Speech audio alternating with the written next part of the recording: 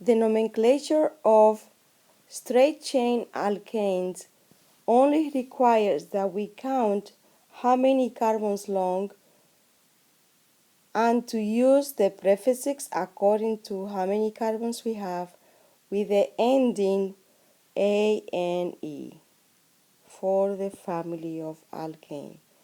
We see here the molecule of butane, pentane, and hexane.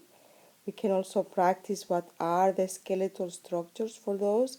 So we have a skeletal structure for butane, skeletal structure for pentane, and the skeletal structure for hexane. And when we name them, BUT means 4 carbons, pent is for 5 carbons, and hex is for 6 carbons. So the nomenclature of linear or straight chain alkanes is pretty simple. Just use the ANE ending with a prefix that indicates how many carbons long we have. But when we have substituents in a straight chain, now the name is a little different. We have a simple example here. And we have the molecule of butane. If we compare butane in here, as linear substance, has no prefixes. But when it comes to its constitutional isomer, this one also has 4 carbons, but now we need to find what is the longest hydrocarbon chain. And when we see this is now 3 carbons long. This is isobutane. When we look at a common trivial name is isobutane, but if we look at the number of carbons, how long is, we say that this one is now a 1, 2, 3 carbons long that has 1 methyl group substituent. So now we change the name to now 2-methyl propane.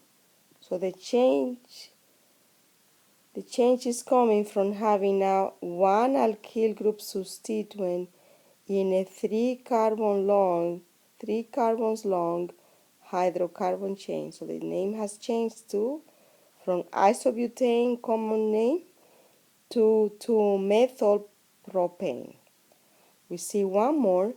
We see now that instead of using the molecule of pentane, which we have on top, this is the molecule of pentane.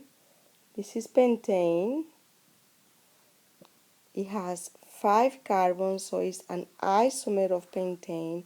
But now my family name changes to BUT because it has only 4 carbons long. So we see 1, 2, 3, 4 carbons long with 1 alkyl substituent. So this one is now 1, 2, 3, 4 carbons long with 1 alkyl substituent. In this one, if we look at, it is 1, 2, 3, 4, 5, 6. It is a hexane, but now I need to state the position of where my substituents are at, and it has 1 methyl group where we see a branch. So now the name for this substance is 3-methyl hexane. This one here is now 3-methyl hexane. So look at the difference. This one is a straight chain hexane. 1, 2, 3, 4, 5, 6. I don't need to state any number because I now have a substituent. I need to consider which side of the molecule will be carbon 1, and if I choose this one as carbon number 1, my alkyl substituent will be 1, 2, 3, 4, and that will not be the right answer. In these substances, what I want to show you the most is the importance of exploring every side of a molecule when you need to name them. We see that on the first molecule we see here, you can count as 1, 2, 3, 4, 5 carbons long if you are not twisting around. So it's very important to look at every side of the molecule before you decide how long is the hydrocarbon chain. Some students might think that this one is the longest hydrocarbon chain. That is a misconception.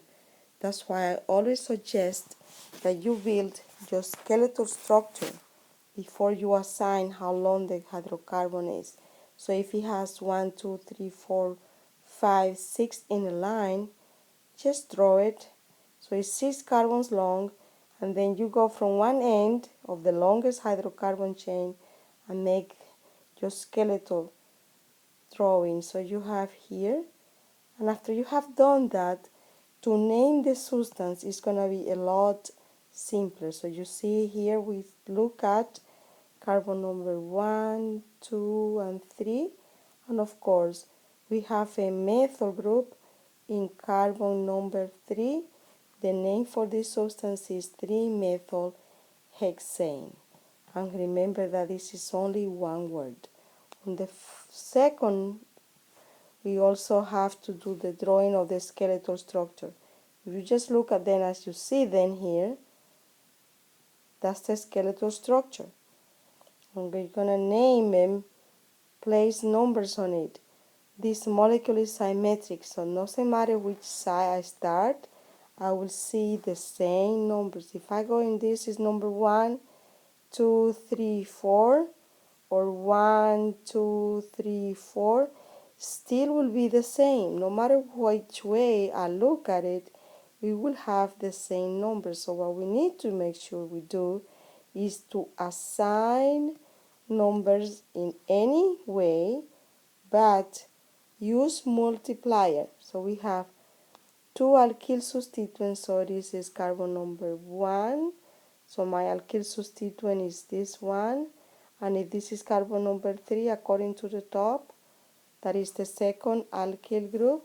So we say that this is a dimethyl, which are in carbon number 2 and carbon number 3. So that will be the right name.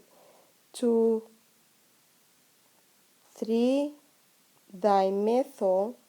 This is carbon number 2 and 3 dimethyl, or 2, 3 dimethyl butane, because my longest hydrocarbon chain is 4 carbons long. All these molecules are constitutional isomers for dimethyl pentane. So what we see is that each one of these has 2 methyl groups alkyl substituents. So we have 2 methyl groups in here. This one also has 2 methyl groups, 2 methyl groups, and 2 methyl groups, and the hydrocarbon chain is 5 carbons long. So we say that is a pentane, and it has a dimethyl. So for the name, the only thing that is missing is what are the positions of 2 methyl groups. So what we need to look for is what will be right here. Before we say here what are these numbers, and that's the only thing that we're going to write. For the first one, we know the positions are 2, 3. So if I'm naming the first compound, that will be what? 2, 3 dimethyl pentane. If I am naming the second one, for this one, if I'm naming this one, the only thing that changes is that I have the 2 methyl groups. These 2 methyl groups are within the same carbon. These 2 methyl groups are on the same carbon, and we need to have as many numbers as alkyl substituents. So I have here, this is a 2, 2, and a dash, dimethyl pentane. This one is a last one, 2, 4 dimethyl pentane, and this one is a 3, 3 dimethyl pentane. Let's put that in writing here. This one is a 2, 4 dimethyl pentane, and this one is a 3, 3 dimethyl pentane. Now these three molecules are all of them trimethyl pentane, and the concept is the same that we have used in the past. We need to find the branches that are closer to an end. We need to find the branches closer to an end. So I say here, closer to this end, I have two methyl groups. So that will be my carbon number 1. In this case, if I start assigning carbon 5 as 1, then my substituents will be carbon number 3 and 4, 4. That will make 3, 7, 11. But in reality, and this is wrong, in reality it should be 2, 2 plus 3,